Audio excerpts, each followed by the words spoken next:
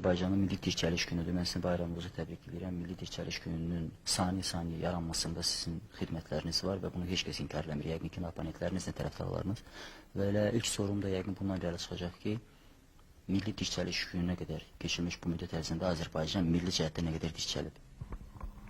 Mən təşəkkür edirəm təbrikinizə görə. Mən də sizi və fürsətdən istifadə edib ANS-in bütün tamaşaçılarını təbrik edirəm bu bayram münasibəti ilə. Mən çox çətin sual verirsiniz həmişəki kimi. Dirçəlişi faizlərlə, rəqəmlərlə ölçmək çox çətin məsələdir. Ancaq bir fakt, məncə fakt kimi qəbul edilə bilər ki, bu 6 ildə Azərbaycanın müstəqilliyi ideyası, Azərbaycanda demokratik cəmiyyət qurulması ideyası, Azərbaycan torpaqlarının başqa bir ölkəyə verilə bilməyəcəyi hüquqi cəhətdən ideyası Azərbaycan cəmiyyətində artıq qəbul olunmuş bir şeyə çevrilibdir. Azərbaycan cəmiyyətində ən müxtəlif qüvvələr bu ideyalardan razılaşıblar.